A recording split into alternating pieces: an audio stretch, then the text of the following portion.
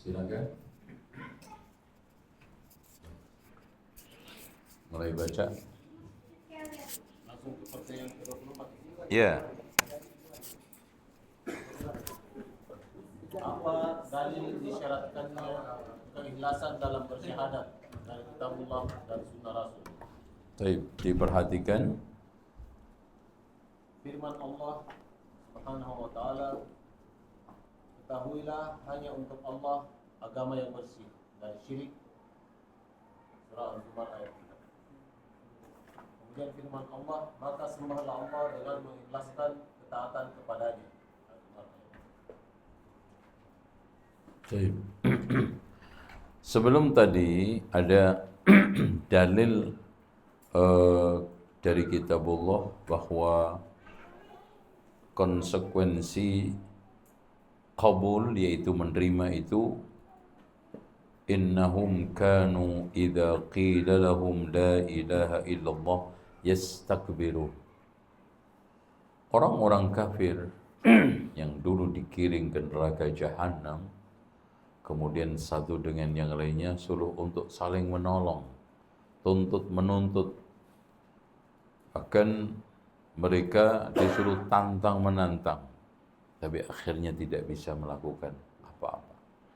Semuanya antara yang menyembah dan yang disembah dimasukkan semua oleh Allah ke dalam neraka. Kenapa? Innahum kanu, dulu ketika di dunia, idza qila lahum la ilaha illallah, ketika disampaikan kepada mereka tauhid, disampaikan kepada mereka la ilaha illallah, yastakbirun, sombong. Dan sombong itu apa? Batarul haq wa ghamdun nas, menolak kebenaran dan meremehkan orang. Wa yaquluna inna latariku alihatina li sya'irin majnun. Apakah karena semata-mata si orang tukang sihir lagi gila ini, saya harus meninggalkan Tuhan-Tuhan saya, meninggalkan tradisi saya, meninggalkan budaya saya? Kan gitu prinsip orang sekarang kan. Gitu. Apakah karena si da'i itu saya harus meninggalkan tradisi budaya saya, meninggalkan berbagai macam kegiatan ritual penyembahan kepada Tuhan selain Allah itu? Itu selalu yang menjadi alasan mereka sepanjang zaman. Sambil mengumpat kanan kiri, memberikan gelar-gelar buruk kepada pengajak kepada la ilaha illallah. Sambil mendoktrin pengikutnya bahwa mereka itu nyeleneh, mereka itu sesat, mereka itu aneh. Sambil terus mencekoki dengan sentimen-sentimen, dengan fanatis-fanatis, bahwa kita ini mayoritas loh, kita ini terbanyak, kita ini kuat, kita sekarang ini siap untuk menghabisi mereka. Lagi-lagi kalah dalil, gelut, keroyokan, kajian dibubarkan. Itu. Padahal saya sudah bilangin, ana itu siap dialog ketemu siapapun. Ya. Ana bukan nantang-nantang. Kan di dalam mencari kebenaran itu kan harus kita lakukan dengan cara dialogis. Dialogis itu dasarnya apa? Argumentatif. Kalau enggak kena, kompromistis. Selesai. Ngapain pakai otot? Itu. Kan gitu. Tapi ya itulah. Orang awam. Ya. Kalau imannya ada di perut, pasti akal sehatnya itu enggak akan tumbuh. Kalau imannya itu di hati, pasti akan tumbuh kesadaran, logika-logikanya itu hidup. Tuh. Nah di sini Rasulullah juga mengumpamakan perumpamaan ilmu dan hidayah yang disampaikan oleh Rasulullah kepada kita itu seperti hujan. hujan itu ada yang jatuh ke tempat tanah yang subur. Akhirnya apa? Manfaat tumbuh seperti kanan kiri kita. Ada yang sekarang ini tanah cadas, nggak bisa menumbuhkan tanaman, tapi lumayan menyerap ke dalam sehingga nanti akan menjadi simpenan air. Kalau musim kemarau bisa digali. Ada yang sekarang tanahnya cadas, nggak nyerap, mental, apalagi menumbuhkan tumbuhan. Ini perumpamaan yang pertama hati seorang mukmin, perumpamaan kedua hati seorang munafik, perumpamaan yang ketiga hati seorang yang kafir summum bukmun umyun fahum. Nah itu lagi-lagi otak, Pak. Akal itu wasilah utama untuk apa? Menangkap kebenaran. Makanya kemarin saya katakan akal buat wahyu itu seperti mata, cahaya buat mata. Cahaya tidak ada, mata nggak bisa melihat. Tapi ketika cahaya wahyu itu ada, mata-mata ini kita bisa gunakan untuk melihat benda-benda kanan kiri. Otak kita, akal kita itu kita bisa gunakan untuk berpikir, mendalami, menganalisa. Afala yatadabbaruna al-Qur'an am ala qulubin aqfaluha. Gitu. Sekarang ikhlas. Nah, ikhlas itu bukan pasrah. Ikhlas itu bukan nyerah. Ikhlas itu kondisi ketulusan orang untuk memberikan semua hanya karena Allah, nggak ada yang lain. Makanya ikhlas itu kemarin la nasibalaka minad dunya. Nggak ada bagian sedikit pun antum dari urusan dunia ini. Makanya ala lillahi dinul khalis. Agama itu menuntut keikhlasan. Fa'budillaha mukhlishan lahuddin. Sembah Allah ikhlas. Ya, jangan antum sholat supaya sehat karena gerakannya bagus. Jangan. Antum jangan berhenti ngerokok karena jantung. Enggak ikhlas. Antum berhenti enggak minum alkohol karena apa? Karena liver. Jangan. Itu namanya enggak ikhlas. Dan orang itu Pak, kalau kerja, usaha, ikhlas, itu akan bakal enteng, hati itu juga enak, fresh. Makanya kata Rasulullah, salasun la yaghillu bihinna qalbu mri'in mu'min. Ada 3 perkara yang membuat hati seorang mukmin itu tidak gampang kesel, dongkol, capek, apa ya istilahnya? Hati, apa ya sih? Ada kecewa. Kapan orang itu tidak mudah kecewa? Kata Rasulullah, ikhlasul amal lillah, mengikhlaskan amal karena Allah. Contoh Pak, sekarang seorang istri ikhlas beramal karena Allah, masak untuk anak istri suaminya. Enteng nggak? Enteng. Tapi kalau nggak ikhlas, ngedumbel aja, gerundel aja, ngomel aja, ngeluh aja itu. Makanya tanda-tanda orang itu tidak ikhlas suka ngeluh. Cek aja. Sekarang suami suka ngeluh nggak ikhlas dalam berumah tangga. Istri suka ngeluh nggak ikhlas. Ya, paham nggak? Kok nggak ada yang nyaut nih? Paham, Ustaz. Jadi orang itu kalau ikhlas dohir batin itu plong Pak. Ya. Diajak pindah ke Jepang, oke. Diajak pindah ke Indonesia, terima. Diajak pindah di Antartika, setuju. Di antar kita, setuju. Diajak poligami, oke. Itu tanda istri kau wenceng ini. Itu ya. Dan yang kedua, waluzumu jama'atil muslimin, tetap berada pada jamaah kaum muslimin. Kenapa? Jamaah kaum muslimin itu adanya menghadirkan nasihat. Wa tawasau bil haqqi wa makanya hati itu enak. Beda antum kumpul sama orang-orang sekuler, orang-orang yang nggak beragama. Itu adanya sumpah, gengsi, duniawi, terus berbagai macam pamrih. Antum lihat beda. Kumpul antum di sini dengan kumpul antum di pabrik. Sangat jauh. Karena apa? Itu kata Rasulullah. Jamaah. Waluzumu jama'atil muslimin. Nah, yang ketiga wa munasahatu a'immatil, menasihati para pemimpin. Kalau pemimpin itu dinasihati, amal kita udah ikhlas, berjamaah kita jaga keikhlasan, insya Allah hidup mau cari apa lagi? Salah satu itu. Lanjut lagi, as'adun nasi bi syafa'ati yaumal qiyamah. Manusia paling bahagia dengan syafaatku nanti di hari kiamat adalah man qala la ilaha illallah khalisatan min qibali nafsi. Nah, tulus. Dan juga innallaha ta'ala harrama 'alan nar, Allah mengharamkan atas neraka siapa? Man qala la ilaha illallah yabtaghi bidzalika wajh Allah, mencari wajah Allah. Ikhlas. Sekarang pertanyaan nomor 25, silakan.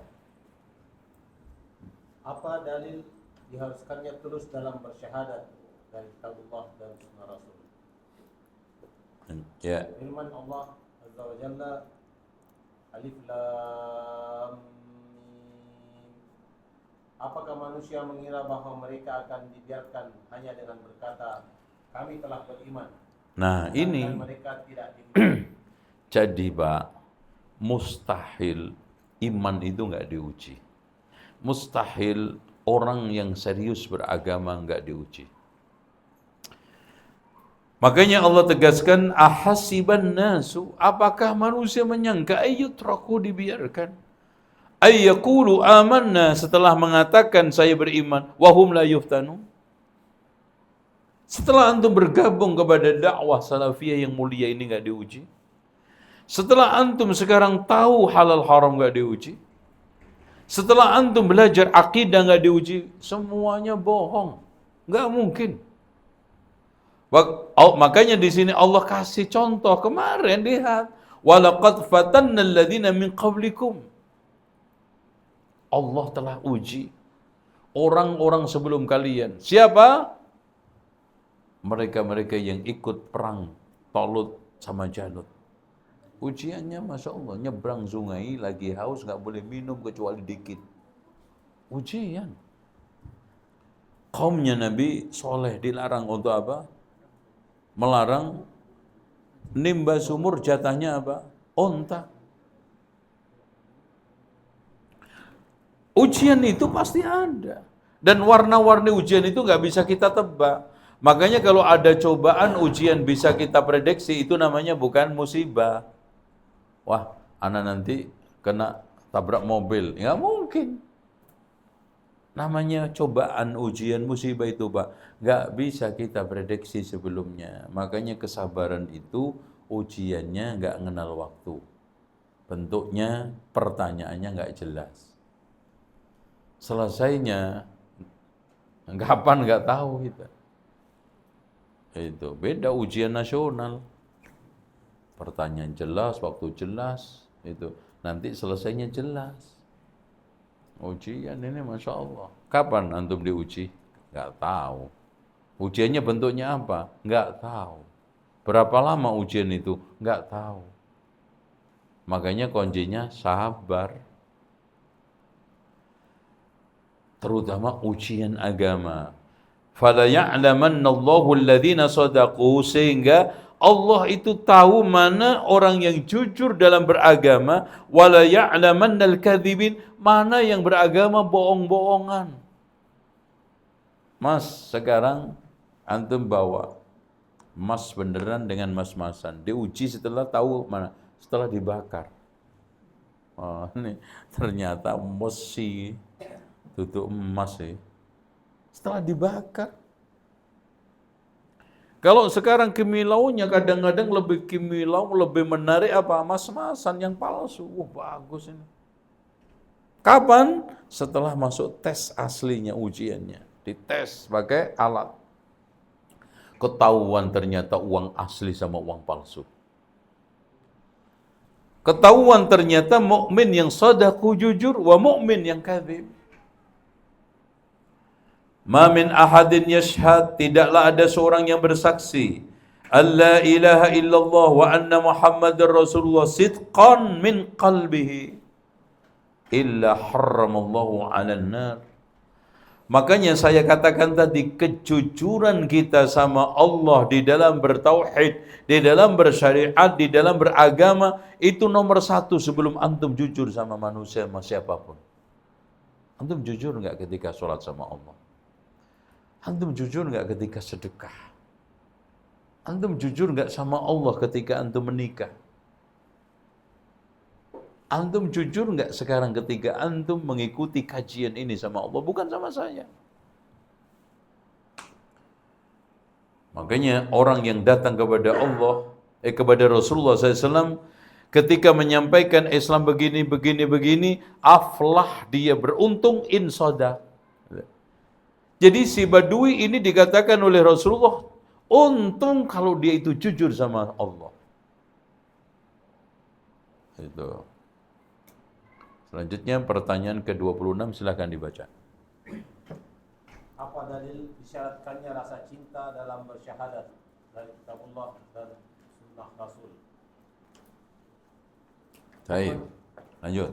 Firman Allah Subhanahu wa taala, wahai orang-orang yang beriman, siapa di antara kamu yang murtad dari agamanya, maka Allah akan mendatangkan suatu kaum yang dia mencintai mereka dan mereka pun mencintainya. Nah, ini penting, Pak. Dengarkan. Ya ayyuhalladzina amanu man yartadda minkum an dini. Siapa yang keluar dari agamanya, fasawfa ya'tillahu biqaumin yuhibbuhum wa yuhibbuna. Dari sini ikhwan, ketika kita itu beragama, berdakwah, itu hanya menyampaikan. Orang ikut, alhamdulillah. Tidak, Allah akan ganti orang yang lebih baik daripada yang sekarang meninggalkan antum. Ini juga dalam dakwah. Dakwah itu Masya Allah, anak dakwah sejak tahun 90, keluar masuk, berjatuhan, timbul tenggelam. Ya akhirnya Allah mengganti kok. Dengan yang lebih istiqomah, lebih gigih, lebih serius, lebih tulus dari yang sekarang ini pergi. Dan Pak, orang yang sering keluar masuk di dalam dakwah itu, berganti baju itu awalnya sering debat. Makanya Umar bin Abdul Aziz mengatakan di dalam hadisnya, di dalam ucapannya, man arrada dinahu alal khusumat aktsarat tanaqqulan. Siapa yang memaparkan agamanya kepada perdebatan adu mulut, maka dia akan sering pindah-pindah. Tuh. Jadi antum makanya kalau nggak perlu jangan debat. Kalau nggak penting jangan adu mulut. Agama itu bukan digunakan untuk adu mulut, debat, tapi dia amalkan. Bukan diperdebatkan. Apalagi di sosmed, sehari penuh, keduanya nggak mengamalkan.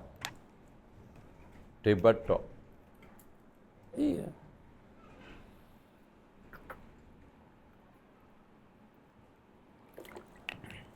Yang saya sudah katakan sama antum, perdebatan di sosmed itu nggak ada faedahnya. Kenapa?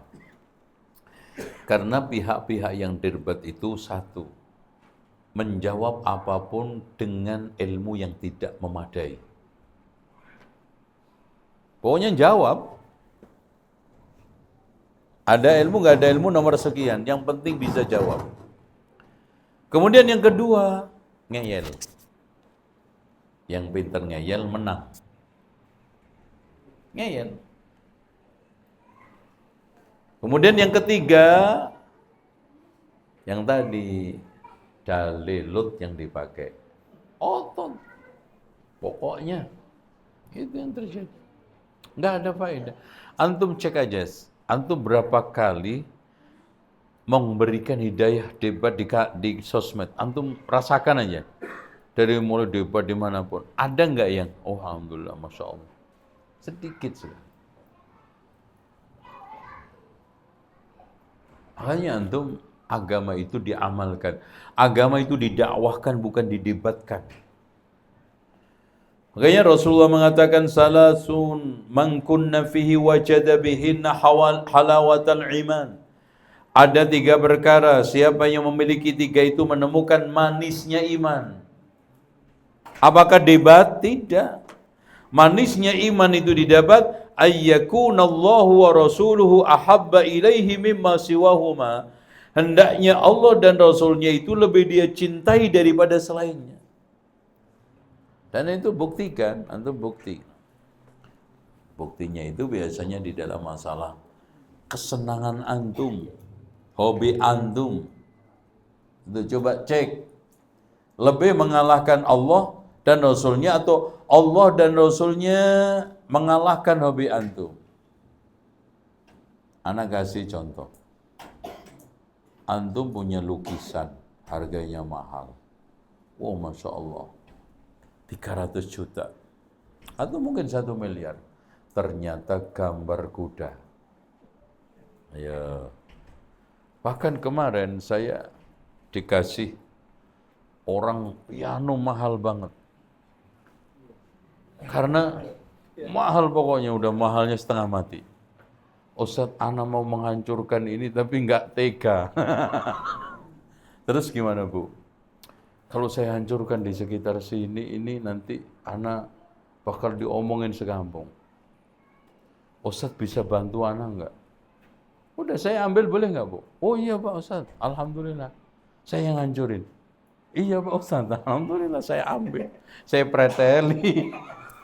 Saya jual pretelannya. Gitu kan. Kan saya punya penampungan barang bekas berkualitas. Itu mobil, motor, apa aja dipretelin, kita jual pretelannya, loa, udah selesai. Itu. Tapi pos-pos penjualannya gimana caranya piano nggak bunyi lagi, gitu. Selesai. Kan kita nggak ngancurin, nggak ini kita. Tuh. Udah. Langsung bersyukur deh, alhamdulillah. Tiap hari saya udah bertahun-tahun melihat ini diapain gitu kan itu. Dia ngalahkan itu. Berarti di sini dia halawatul iman, Masya Allah. Betul. Ada lagi, Masya Allah. Contohnya apa? Antum dikasih teman antum sekerja 1 botol wine dari Inggris, harganya 25 juta. Antum minum? Wah, Allah lebih saya cintai dan Rasulnya. Antum letakin. Itu enggak. Itu jangan dijual. Bodoh. Itu. Dipretelin. Buang isinya, ambil botolnya. Dikeloncot mereknya, buat isi teh. Minum antum. Itu. Antum bisa menanggalkan, ya Allah enggak. Ayyakunallahu wa rasul ahabba ilai. Ujian. Masya Allah Pak. Apakah antum menyangka setelah antum mengatakan iman gak diuji, Nabi Yusuf diuji, Nabi Yahya bahkan mau diajak tidur sama ratu perempuan. Ana gak diuji Pak, gak ada. Lanjut, wa ayyuhibbal mar'a la yuhibbu illa lillah. Kalau antum ingin mendapatkan manisnya iman, antum jangan mencintai orang kecuali karena Allah. Karena Allah itu. Oh ini sholat jamaah. Oh ini orangnya dermawan. Oh ini Masya Allah rajin ikut kajian. Oh ini orangnya Masya Allah baik banget, akidahnya lurus, akhlaknya mulia. Gitu, lillah gitu loh Pak. Bukan sekadang li syaitan, lillah. Makanya orang tersebut akan dinaungi oleh Allah di masa tidak ada naungan, di antaranya warajulani tahaba fillah, dua orang yang berkasih sayang karena Allah, istama'a alaihi wa tafarraqa alaihi, ketemu karena Allah, pisah karena Allah. Wa ayyukraha ayyauda fil kufri, benci kembali kepada agama kekufuran, ba'da an anqadahu Allahu minhu, setelah diselamatkan oleh Allah, setelah diberikan hidayah oleh Allah, setelah antum dikenalkan sunnah. Makanya Imam Mujahid mengatakan, setelah aku kenal Islam, tidak tahu ada dua nikmat mana yang lebih besar, yaitu hidayah ilal Islam wal ibtiadu anil hawa, dijauhkan dari hawa nafsu. Udah, nggak ada yang lebih mulia ketimbang antum sekarang kenal Islam, dijauhkan dari berbagai macam penyimpangan Islam, bid'ah. Nah, bencinya antum kembali kepada itu seperti bencinya antum dilempar ke dalam api. Itu murtad lagi, auzubillah. Bid'ah lagi, masya Allah. Coba mikir, anak tahlilan lagi gimana gitu. Mikir. Makanya anak pernah ditanya sama salah satu jamaah, yang mungkin dia bingung, dituduh ditembak Wahabi terus di kampungnya. Ustadz, gimana ya tipsnya supaya kita ini nggak dikata-katain Wahabi? Mas, antum ini kan masih kelas RT. Ana itu kelas YouTube, gembong Wahabi. Ya, kurang ngopo sampean. Oh, antum sabar antum. Ana udah kelas YouTube. Terus antum kalau pengen lepas dari tuduhan itu, lakukan 5. Dan yakin gembong Wahabi itu pun hilang kalau ana melakukan 5. 1, memimpin ziarah Wali Songo. Wow. Syukur-syukur ada potongan 2 menit. Oh, gitu. Kuburan Sunan Kalijogo, Ustadz baca Yasin. Wah, mantep. Yang kedua, tahlilan. Ila hadratin Nabil Mustafa Muhammadin SAW. Al-Fatihah.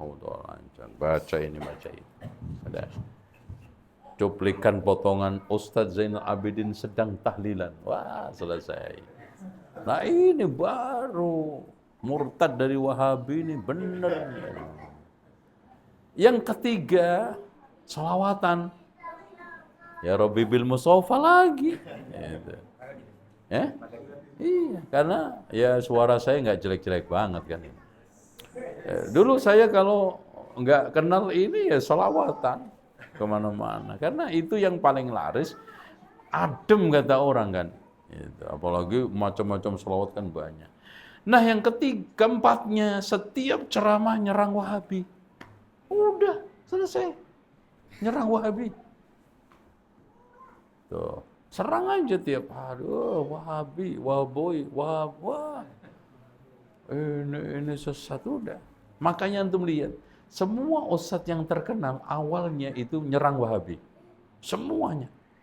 Makanya mereka harusnya bersyukur sama Wahabi. Kalau nggak ada, nggak terkenal. Iya, nggak terkenal. Nah, yang kelima, ini yang paling top markotop. Yang kelima, merokok. Alhamdulillah, kita mulai ceramah. 5 ini, antum kerjakan, insya Allah setempel Wahabi hilang. Paham? Itu. Saya kalau ini bukan karena pemberian hidayah Allah yang mahal, ana mencari proses ini di Libya 5 tahun, Pak. Ketemu Syekh bin Bas 2 tahun. Terus balik rokok neh. Aduh, piye. Rokok. Apalagi Jo Samsun. Sebelum rokok dipijet-pijet dulu. Kan di syuting kan. Wah. Ustadznya sedang ngerokok ya. Iya. Rokok. Makanya nanti majelisnya majelis syuro suka rokok. Suka syuro itu. Mau ceramah qalu, rokok dulu. Ngerokok dulu. Itu qalu ya. Itu ngerokok dulu. Itu jangan ceramah-ceramah aja, harus qalu, bukan qala Rasulullah, qalu, rokok dulu. Udah. Itu sudah pasangan akrab. Bahkan ibarat kata orang Pak dulu, mondok pesantren nggak ngerokok, itu ibarat nggak cebok. Nah itu, ngerokok pasti ngerokok. Anak dulu kalau pulang dari kampung kan salam tempelnya ngasih rokok ke kiai. Kasih rokok. Tergantung tingkatan ekonomi. Kadang-kadang rokoknya jarum super. Jarang di rumah suka pergi. Kan jarum super. Ada lagi rokok apa? Ya, godang haram. Apa? Godang garam. Ya, itu godang garam. Ya. Terus apa lagi? Pentul. Itu pentul. Itu. Wow. Tapi saya dulu paling seneng jarum super yang itu panjang tuh. Itu paling enak itu.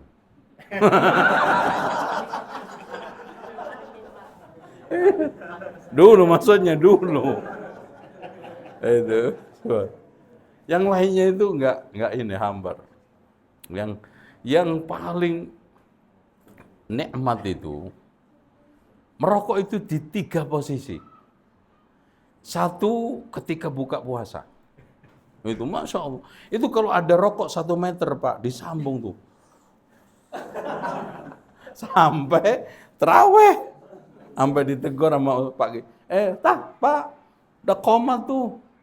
Berhenti. Ya Tat, mubadir kurang dikit. Ngerti lo juga mubadir. Masih ngerokok. Yang kedua, paling enak ngerokok. Kan ini ada tanda tanya kan Pak. Kenapa kok rokok itu cocok di toilet?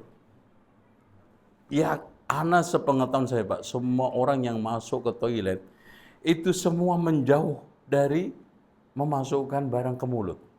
Ada orang makan, Pak, Masya Allah saya makan sate tegal, nikmat banget di toilet. Enggak ada.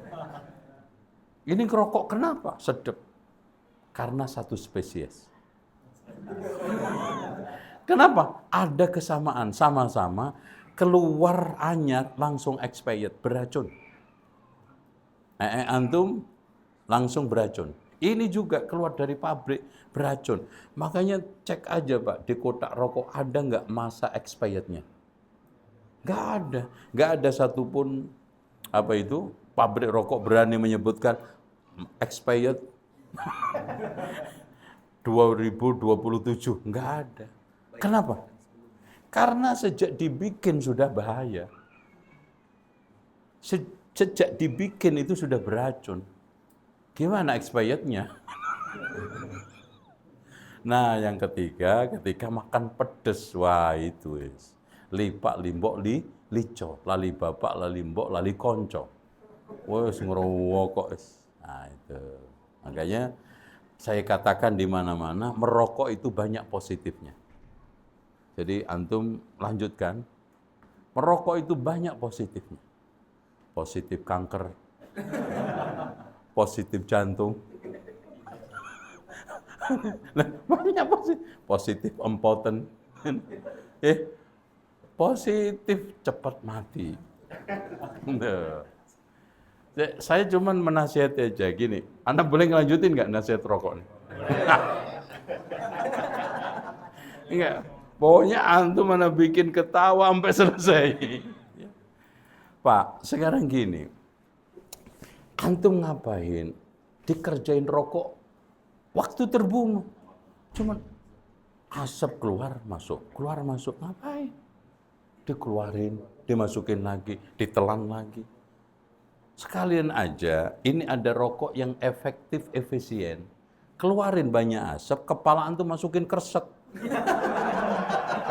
Awet.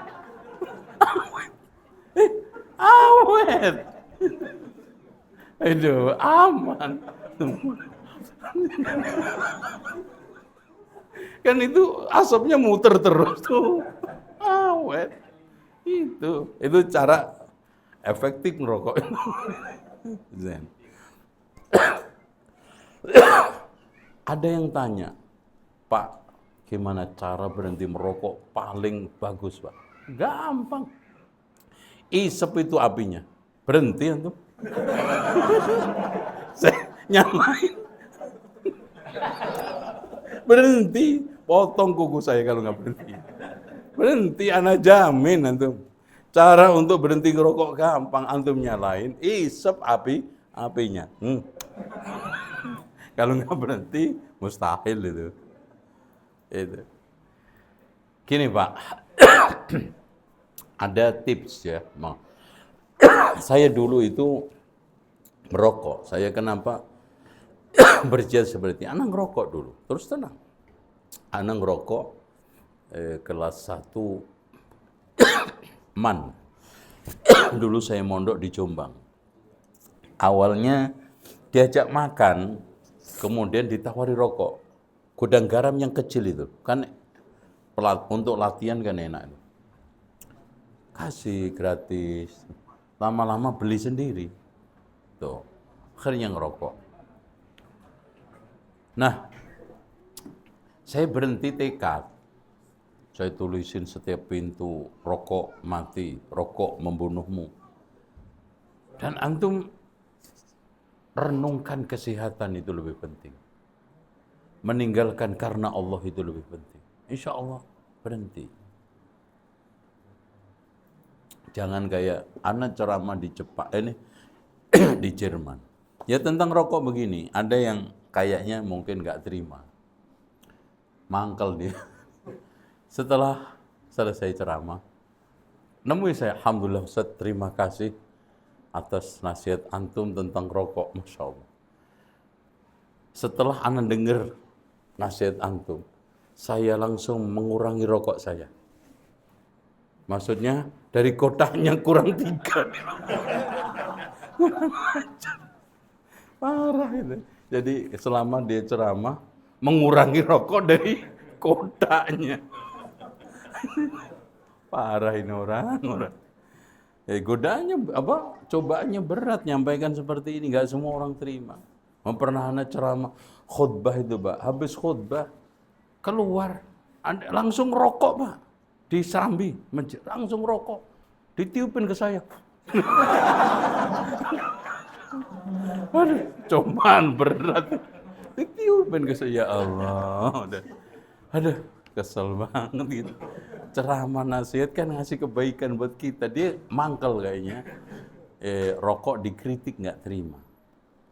Terus antum kalau ngerokok, Pak, coba 1 tahun nggak ngerokok, yang antum bakar itu kumpulin duit. Berapa duit yang antum bakar? Atau antum kumpulin aja di lapangan tenis selama 3 tahun. Yakin lapangan tenis itu penuh? Penuh. 1 hari sebungkus 3 tahun coba. Lapangan tenis itu penuh. Coba antum bakar sekali. Itu kayak pabrik cat kebakar, Pak.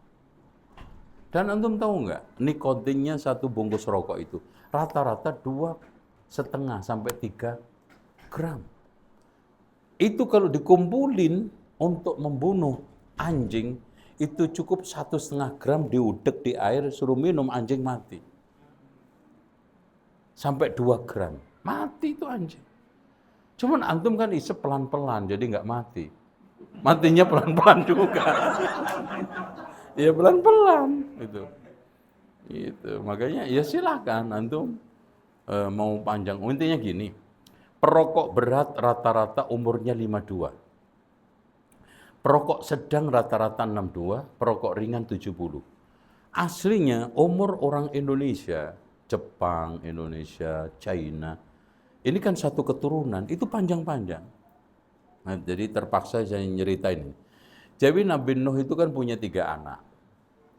Anak yang pertama namanya Yafid. Anak kedua namanya Ham. Anak ketiga namanya Sam. Yafid ini punya 2 anak. Namanya yang pertama Yunan, yang kedua Tartar. Memiliki anak, maaf, Yunan sama Ya'juj Ma'juj. Yunan sama Ya'juj Ma'juj ini bersaudara. Cuma pada zaman Zulkarnain Ya'juj Ma'juj ini punah karena diletakkan di tempat sendiri dan itu akhirnya menjadi alam gaib, menjadi tempat gaib yang nanti akan menjadi tanda kiamat. Oke. Yunan ini yang akhirnya tinggal di pegunungan yang sekarang namanya Yunan. Di mana itu? Ya, Tibet. Yunan ini punya 2 anak, Mongol sama Tartar. Gitu. Nah, Mongol ini melanjutkan misi nenek moyangnya tinggal di pegunungan. Makanya orangnya sadis-sadis. Makanya ketika perang melawan orang-orang Arab, termasuk jatuhnya Daulah Abbasiyah tahun 1345 itu kan serangan Mongol dan melakukan pembunuhan yang sangat sadis karena orang Badui, orang pedalaman, nggak kenal kasihan, nggak kenal peradaban. Nah, Tartar ini lebih memilih tinggal di pasar-pasar, di pantai, di perkotaan, makanya agak lembut.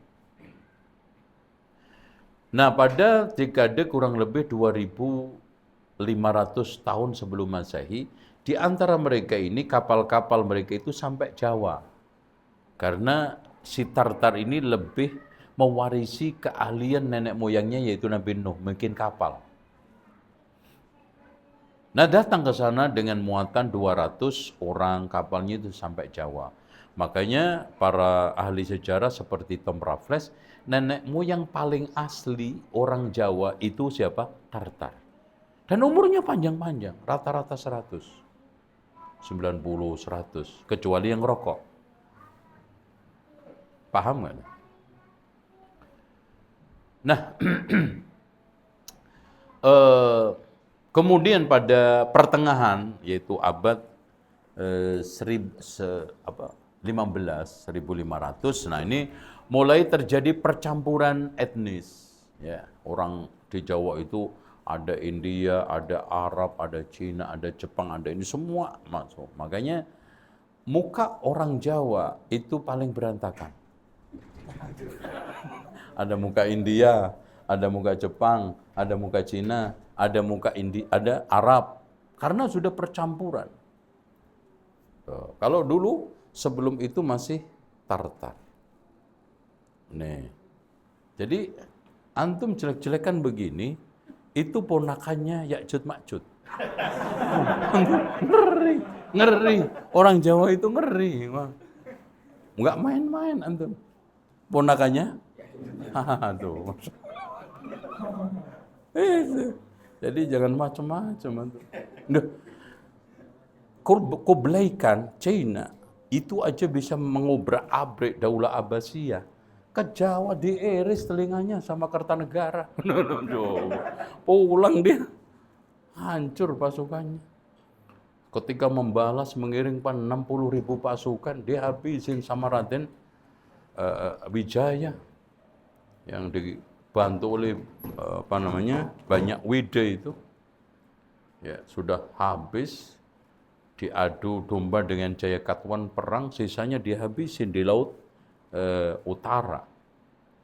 Itu hebat, makanya mengerikan. Ya, ngerokok aja umurnya masih panjang-panjang, apalagi nggak ngerokok jawabannya. Itu. Dan terakhir, kalau ada orang lihat manusia, makhluk makan ngisep darah, ngeri nggak?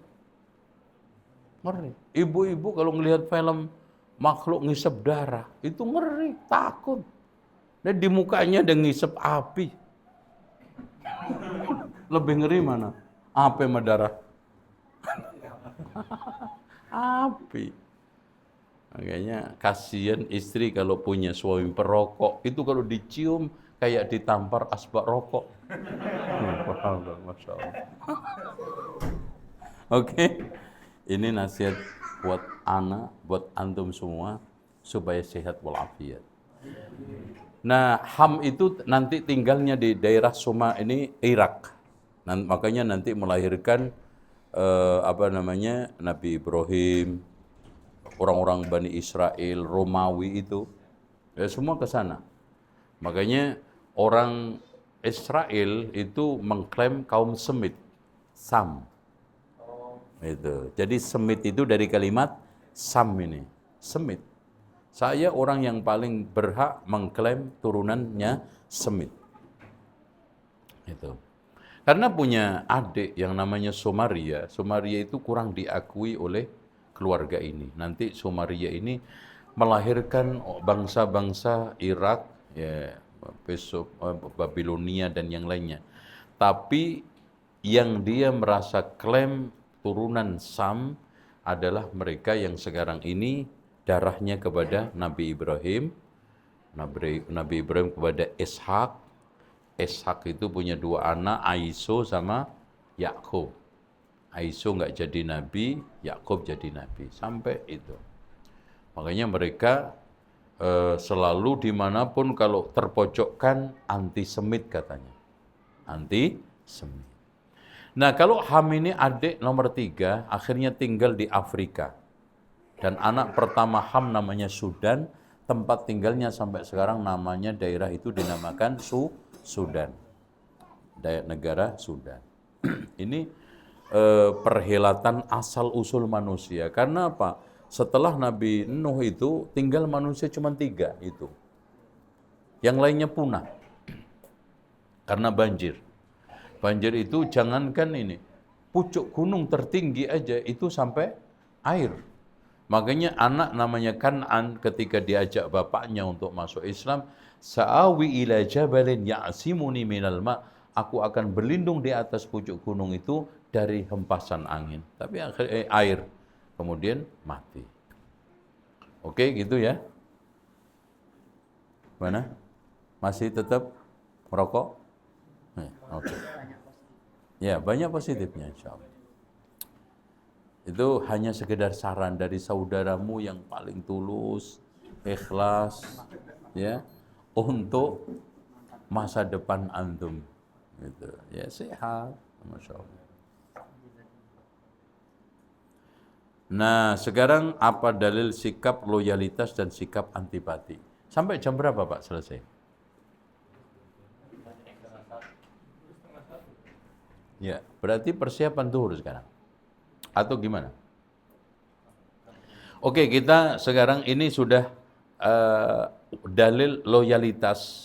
Inti syaratnya syahadah sudah selesai.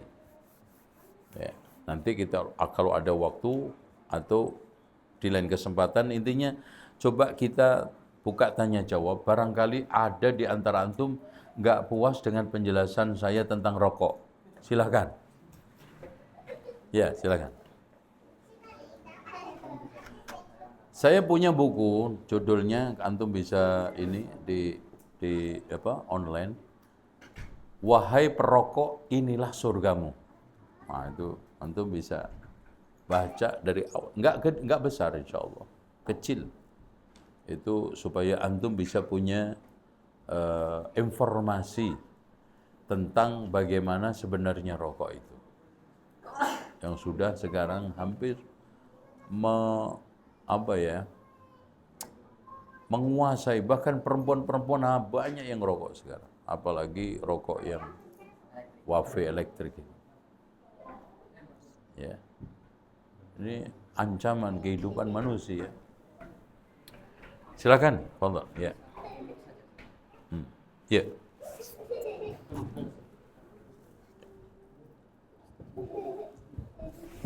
Jazakumullah khairan Ustaz atas segala penjelasannya. Kami hendak izin bertanya, titipan dari saudara kita Al-Mu'allaf, saudara Delta. Jadi alhamdulillah pada hari yang lampau Ustaz telah menjelaskan tentang syahadat dan 7 poin yang berkaitan dengan syahadat seperti al-yakin, al-ilm dan seterusnya. sifat-sifat yang berkaitan. Alhamdulillah pada pagi hari ini tadi Ustaz telah menjelaskan yang berkaitan dengan ainul yakin dan hakul yakin, yang dimana salah satu maknanya orang yang bersyahadat hanya ikut-ikutan, maka dia belum dapat masuk dalam kategori orang yang selamat seperti itu. Saudara Yota menanyakan dahulu 9 tahun yang lalu ketika dirinya masuk Islam, maka dia sama seperti orang-orang mu'alaf pada umumnya, yang dimana masuk Islam hanya ikut-ikutan. Jadi mungkin mempelajari Islam secara umum, menarik, kemudian masuk Islam setelah bersyahadat belum melakukan apa-apa. Jadi masih dalam kadar hanya ikut-ikutan. Nah, alhamdulillah pada 1 tahun terakhir mempelajari Islam secara lebih mendalam, kemudian pada kajian ini mengikuti dan menyimak penjelasan Ustadz, terdapat 3 poin tersebut: ilmul yakin, ainul yakin, dan hakul yakin. Maka beliau menanyakan, apakah syahadat saya dahulu itu sah atau tidak? Karena pada saat itu tidak mengetahui ilmul yakin, ainul yakin, hakul yakin, karena belum mengetahui ilmunya. Alhamdulillah baru mulai detik ini. Dan bagaimanakah sebaiknya dan apa yang sekiranya dapat dijelaskan Ustaz?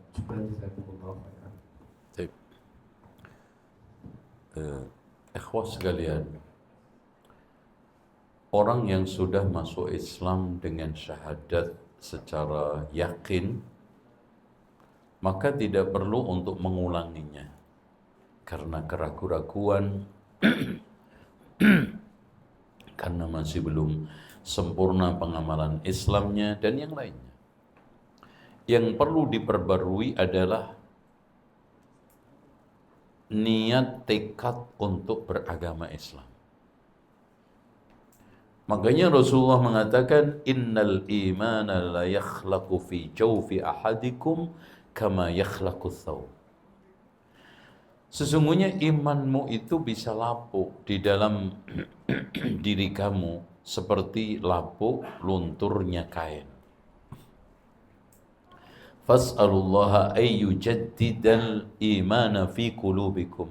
Mintalah kepada Allah agar iman itu diperbarui di hatimu. Berarti iman, keyakinan, i'tiqad kita yang harus kita perbarui, bukan pelafatan. Nah, dalilnya mana? Ilmul yakin, ainul yakin, hakul yakin, dari firman Allah, alhaakumut takatsur hatta zurtumul maqabir kalla sawfa ta'lamun thumma kalla sawfa ta'lamun kalla law ta'lamuna ilmal yaqin. Pertama, summa latarawunnaha 'ainal yaqin. Setelah kita nanti masuk di alam akhirat, thumma latus'alunna yawma idzin 'anin na'im. Fakta di depan mata kita, surga, neraka. Ainul yakin, hakul yakin. Yang pertama, kita diberitakan oleh Al-Quran tentang surga neraka. Setelah kita melihat surga, ainul yakin. Setelah kita masuk, hakul yakin, Masya Allah, surga seperti ini. Oleh karena itu, ilmu yakin ini harus kita pertajam. Inilah problematika mu'alaf dimanapun. Maaf Pak, kita bukan merendahkan. Kita mencoba untuk mengkritisi. Tidak sedikit mu'alaf itu berhenti pada syahadat, setelah itu hanya mendapatkan label. Nggak mau melanjutkan belajar. Pernah saya punya tetangga China, pakai peci putih tapi keluar kadang pakai celana segini, nggak sholat, nggak macam-macam. Akhirnya alhamdulillah setelah saya pindah kontrakan, saya ketemu. Anak tanya, Pak, Antum udah masuk Islam berapa tahun? Alhamdulillah Ustaz, sudah lama. Kenapa enggak ikut aja kajian di masjid saya tuh, ada kajian. Ketawa, senyum aja. Sambil malu-malu. Terus kan sholat enggak Pak? Ya belum Pak Ustaz. Harus sholat, muslim itu. Enggak cukup antum ini. Terus akhirnya dia curhat. Nah ini. Memang ada sebabnya Pak.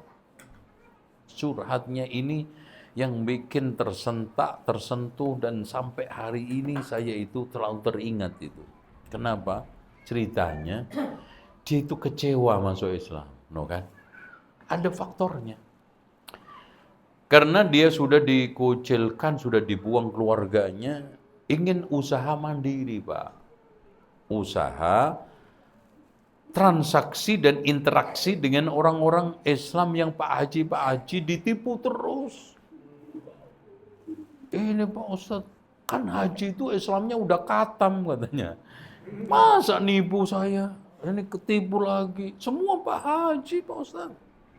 Akhirnya, Ana mencoba untuk menjelaskan. Terus saya jelaskan. Tidak tahu setelah itu Ana udah nggak ketemu lagi. Emang gitu Pak. Makanya betul kata Allah, Rabbana la taj'alna fitnatan lilladzina kafaru.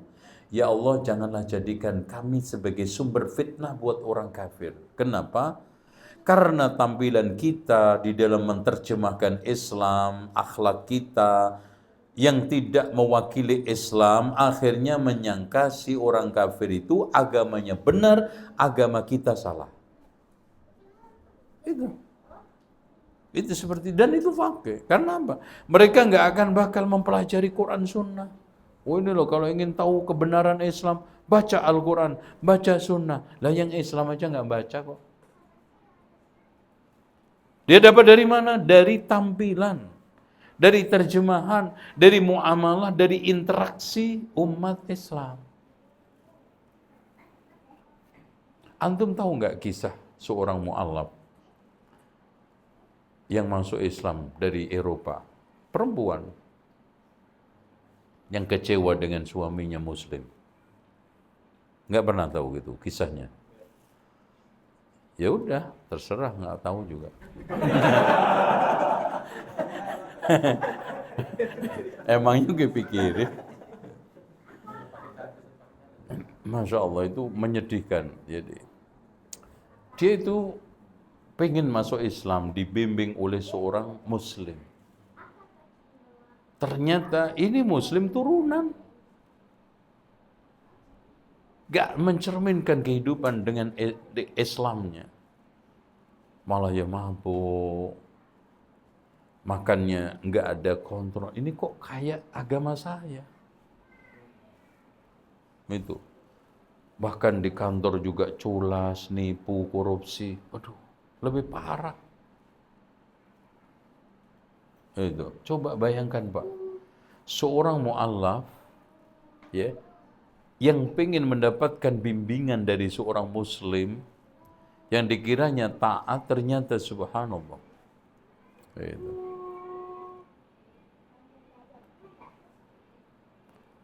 Ini kalau Mas Oki itu dicerita di dalam kisahnya itu panjang itu, sampai kita itu nangis bacanya. Pilu rasanya, jadi sedih rasanya, terpukul banget, ya Allah, ini eman gitu loh. Sekarang kembali lagi dia murtad ke agamanya.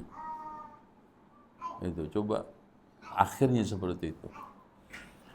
Ada lagi kisah di Saudi, di Arab lah, anak nggak mau menunjuk negara. Jadi dia menikah dengan seorang, ini perempuan muslimah, lugu. Suaminya itu sering ke luar negeri, akhirnya terpengaruh dengan budaya. Di antaranya apa? Budaya-budaya mabuk dan yang lainnya.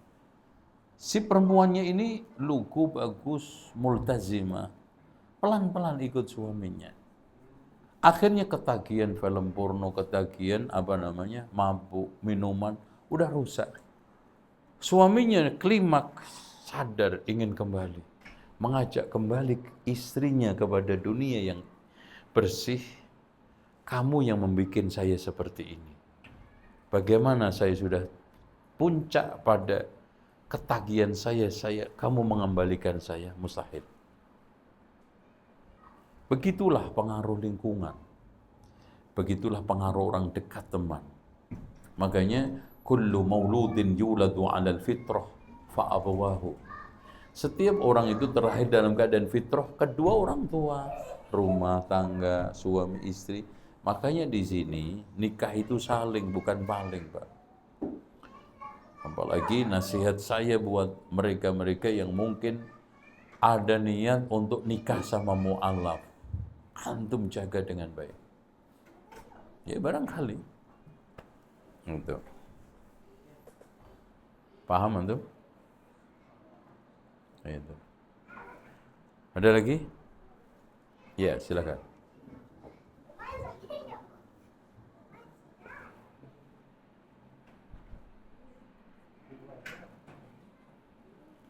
Ya. Alhamdulillah. Ya. Terima kasih kembali Ustaz. Ya. Kalau Allah berikan kesehatan Amin. dan Ustaz bisa kami serap semua. Yang ingin Tapi antum nggak mangkel kan dengan penjelasan rokok? Aman insya Allah. meskipun saya juga di Ya. Ya. Jadi ini menyangkut saudara-saudara atau teman-teman atau kerabat sekitar kami. Ustaz. Ini mereka dari ya mereka bilang kelompok seberang lah istilahnya. Terkait dengan ayat Al-Quran, ya ayyuhalladzina amanu qu anfusakum wa ahlikum nar. Mereka ini rajin keluar kemana-mana. 3 hari, 7 hari, 40 hari meninggalkan keluarganya. Meninggalkan keluarganya untuk mendakwai orang-orang. Ya, untuk mendakwai orang-orang di luar sana, di mana-mana, di beberapa tempat. Dan mereka untuk mendakwai orang-orang.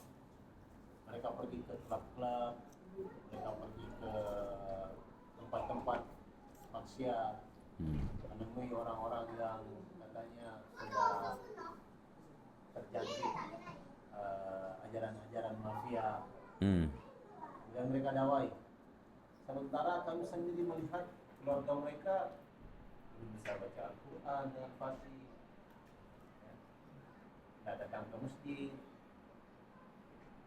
masih melakukan berbagai macam bid'ah. Ketika kami sampaikan, kenapa tidak mulai dengan keluarga-keluarga, kenapa harus kepada orang-orang yang di luar sana dulu? Ya. Jawab mereka apa? Ya mereka, ya keluarga itu punya waktu banyak. Nanti kami balik lagi ke keluarga, nanti kami sampai. Jadi yang teman-teman di luar sana tidak ada yang datang mengunjungi. Ini bagaimana menyikapi mereka ini, memberikan nasihat yang lebih bisa dipahami oleh mereka. Baik. Mudah-mudahan jawaban saya tidak makin membuat mereka menyimpang, fanatis, dan akhirnya bersikap pokoknya ini yang benar.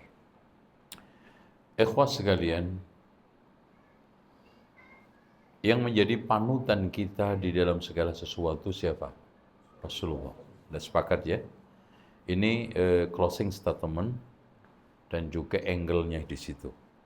Laqad kana lakum fi Rasulillahi uswatun hasanah.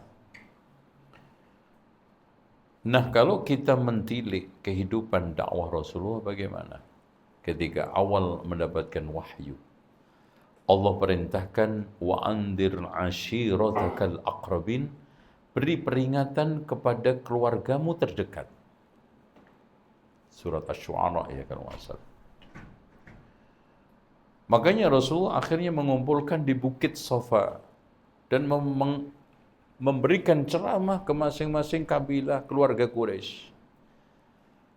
Ya Bani sampai akhirnya Bani Ka'ab, Bani Murrah, Bani Abdul Muttalib, Bani Hashim, Bani Abdi Manaf, sampai ya Fatimah, angqidhi nafsaki minan nar. Selamatkan dirimu dari neraka. Berarti apa? Yang didahulukan keluarga dekat. Jangan sampai kata sang penyair, minan nasi man tasirul ab'adin wa tashqal aqrabin. Sebagian orang memperbaiki orang-orang jauh, tapi celaka orang-orang dekatnya. Mas, saya tanya sama antum, kalau antum mendapatkan berita menyenangkan, contoh dapat bonus 3 miliar, yang paling pertama antum kasih kabar siapa? Pak Prabowo enggak? Apa? Telepon aja ke saya belum tentu, takut nanti Ustadz minta nanti. Yang pertama antum kasih kabar pasti istri antum, anak antum. Loh, kenapa kebaikan akhirat tidak? Itu logis. Ketika antum mendapatkan kabar gembira, itu orang yang paling antum sampaikan pertama utama adalah siapa? Orang yang paling dekat antum, paling sayang sama antum, dan antum sayang sama dia. Betul logis. Makanya Allah menegaskan, ya ayyuhalladzina amanu qu anfusakum wa ahlikum. Ahli di sini ditafsirkan oleh hampir semua ulama istri anak, enggak ada lagi. Istri anak. Makanya Pak, puncak kebahagiaan seorang laki-laki ketika dia sudah menyematkan diri, ar-rijalu qawwamuna 'alan nisa, mampu memberi perlindungan istri anak sampai akhirat. Selamat dari neraka. Itu puncak kebahagiaan. Kalau hanya ngasih uang, ngirim uang, itu perlindungan dunia. Bayar pajaknya, bayar ini, kesehatannya, BPJS-nya dunia. Oke. Nah, dalam konteks agama, apa enggak lebih baik kabar gembira hidayah yang antum dapat? Itu orang lain. Dan fakta, kita tidak sedang melecehkan, mencoba untuk memberikan satu garis. Watawasau bil haqqi watawasau bis sabr. Tidak sedikit jamaah teman-teman kita menelantarkan sangat. Bahkan tidak sedikit istrinya itu, keluarganya menjadi beban kanan kirinya karena ditinggal. Yang masaknya, yang berasnya. Belum lagi dakwah tanpa ilmu itu faqidus syai' la yu'ti, memberi sesuatu tapi dia enggak punya. Orang yang memberi sesuatu tidak punya apa? Faqidus syai' la yu'ti, enggak akan bisa memberi. Padahal Allah menegaskan, kul hadhihi sabili ad'u ila Allahi ala basiratin. Saya mendakwahkan kepada Allah ala basirah, apa? Al-ilmu wal yaqin. Ilmu yakin. Bagaimana antum akan mengajarkan sholat kepada orang lain? Nggak ngerti tata cara sholat. Bagaimana antum memahamkan keyakinan-keyakinan yang rukun iman tadi dengan detail yang kita pelajari selama 3 hari? Itu pun masuk pertanyaan berapa ini? 27. Nggak yakin antum. Dan puncak daripada keyakinan setelah apa? Ilmu. Makanya tadi al-ilmu wal yaqinu wal inqiyadu wal qabul was sidqu, akhirnya mahabbah, muncul kecintaan. Itu ada otomatis. Kalau antum dasari segala sesuatu dengan runutan tadi 6, akan muncul kecintaan. Pasti antum cinta kepada la ilaha illallah. Konsekuensi la ilaha illallah, apapun yang disuruh oleh la ilaha illallah antum lakukan, karena tadi udah 1, 2, 3 ada pada diri antum. Nah, pertanyaannya, apakah benar ketika rumah yang sudah banyak waktu itu dimanfaatkan? Mas, ana tanya, antum sampai detik ini pernah enggak mengajarin istri antum Al-Quran? Hafal juz 30, jangan 30 juz. Hafal enggak? Enggak sempat, enggak punya waktu, nggak punya cara. Punya waktu pun nggak punya cara. Punya cara pun belum tentu kita itu bisa. Istri Pak diajari ustadz, ustadzah mau, antum ajari, ngeyel. Itu. Iya, apaan sih itu? Kok nggak kayak yang kemarin tuh yang dijelasin ustadz? Lo aja yang sekarang tahu begitu. Salah tuh. Itu. Ngeyel. Salah tuh ya Allah. Masya Allah.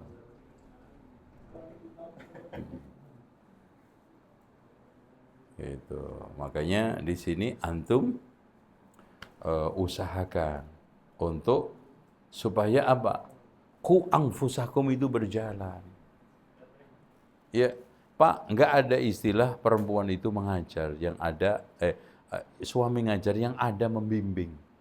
Ngajar sama membimbing beda nggak? Contoh gini, dia kelihatan makan dengan tangan kiri, bimbing itu. Jangan pegang tangan kiri, itu kan dilarang Rasulullah. Bimbing, nggak akan antum bisa ngajar. Ngajar apa? Di kelas, menjadi guru, bimbing. Makanya qawwam itu antum tahu nggak? Qawwam, qawwam itu dari kalimat taqyim, alias meluruskan dengan cara membimbing dan mengevaluasi, memantau, mengawasi. Monef. Takwim itu monitoring, evaluasi, monitoring, tegur gitu. Terus sampai pada klimaknya. Makanya Rasulullah mengumpamakan istri itu kayak tercipta dari tulang rusuk. Ini. Dikencengin, patah, dibiarin, bengkok terus. Yang aneh itu memang tulang rusuk, Pak. Segala sesuatu pucuk itu kan harus runcing. Antum lihat tombak. Pucuknya runcing, pedang runcing, panah runcing, perempuan bengkok. Nah, kan? Aneh nggak? Enggak ngomong kenapa? Aneh nggak? Itu yang tegas. Takut banget antum. Ini namanya kalau istiqomah semua. Ikatan suami takut istri di rumah. Aduh, istiqomah. Itu takwa, takut istri tua. Itu. Gak apa. Aneh. Kenapa? Karena apa? Wataknya itu berbelok-belok. Perempuan itu, Pak. Subhanallah. Tikungan hidupnya banyak. Iya. Ya fakta aja di jalan kan. Sen itu. Ding, ding, kiri, belok kanan. Itu wajar. Antum terima sebagai bentuk apa? Itu fitrah dia. Antum kalau nggak terima, nyesek. Makanya Pak, kalau sama perempuan, jangan bermuamalah dengan akal. Bermuamalah dengan hati dan perasaan. Kalau akal, nggak banyak yang masuk akal. Nggak ada.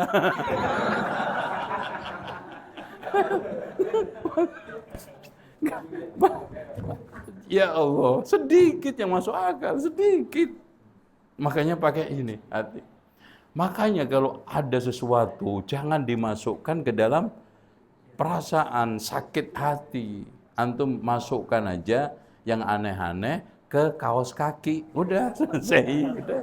Yang bagus-bagus masukin ke hati. Perempuan. Itu. Sehingga di sini sebetulnya Pak, nggak ada istilah perempuan itu banyak perasaannya, sedikit akalnya, nggak, akal sama. Cuman ketutupin perasaan itu, jadi akalnya hilang. Makanya ciri khas perempuan ada 5, yang jarang dimiliki laki. Kalau ada ya aneh. 1, perempuan itu paling doyan ngobrol. Dimanapun Masya Allah, ngobrol. Apalagi jarang ada perempuan ketemu, nggak ngobrol itu, saut-sautan. Ada aja bahannya. Dia tahu-tahu akrab ini. Makanya ada Taufik Al-Hakim mengatakan, aku ini dianggap laki-laki paling cerewet, tapi setelah di tengah perempuan paling pendiam. Kalah sama ibu-ibu. Nah, 2, paling doyan ngumpul. Perkumpulan perempuan lebih banyak. Paling senang kumpul-kumpul. Apalagi yang ilegal, ngerumpi itu. Masya Allah. Ada laki-laki ngerumpi, tapi lepas, alami, ngobrol aja. Kalau ibu-ibu tematik, oh iya, dan anggotanya pakai rekrutmen dan seleksi.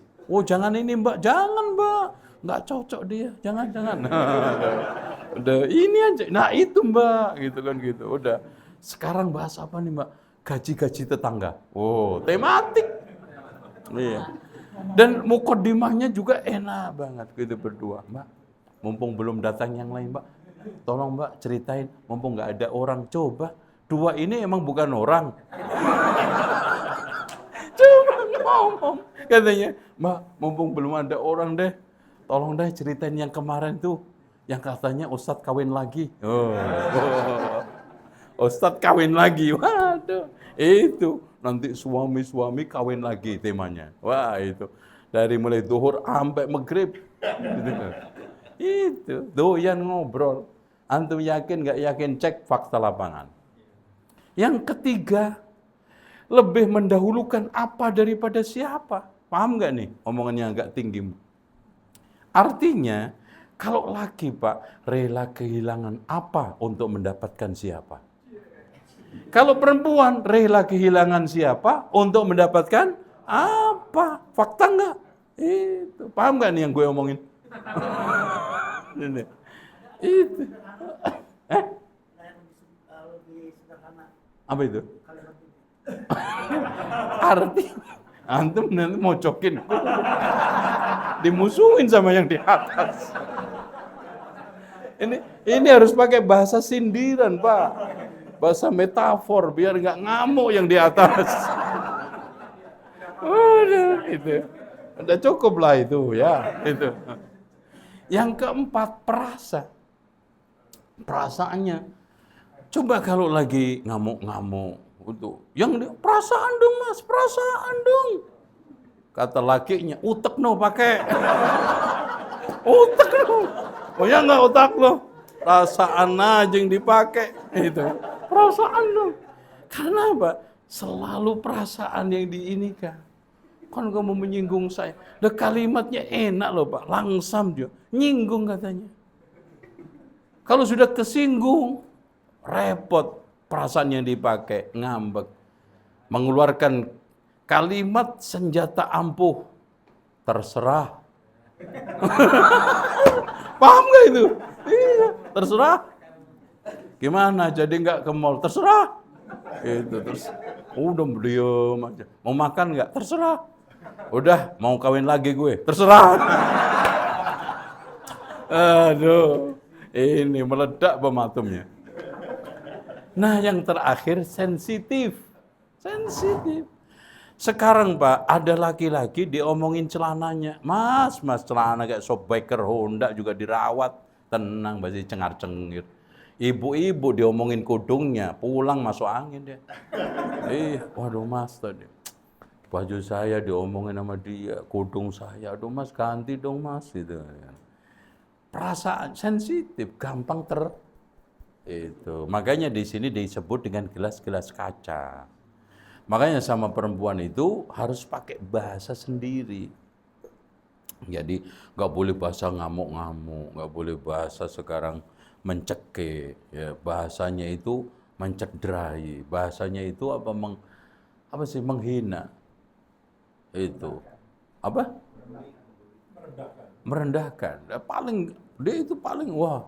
Jadi akhirnya masalah yang inti itu nggak kebahas, yang bahas tadi itu cara bahasa perasaan, itu sering terjadi salah paham. Makanya Pak, runtuhnya pernikahan itu bukan karena masalah-masalah besar. Ya. Masalahnya itu cuma 3 pernikahan itu runtuh. Paham nggak tuh? Insya Allah kita bahas tahun depan. 1, permasalahan salah paham. Ini ngomong apa, ini ditafsiri apa. Ini maksudnya apa, ini diarahkan kemana. Udah. Gitu. Tuh. Kedua, kelebihan atau kekurangan syahwat. Itu. Ini juga syahwat kurang, suami protes, istri protes. Ini kelebihan juga selingkuh, protes juga. Itu selingkuh itu selingan indah, rumah tangga rapuh, runtuh dan jatuh karirnya. Ya gitu. Itu singkatan tuh, Pak. Selingkuh itu singkatan. Kata siapa? Kata saya.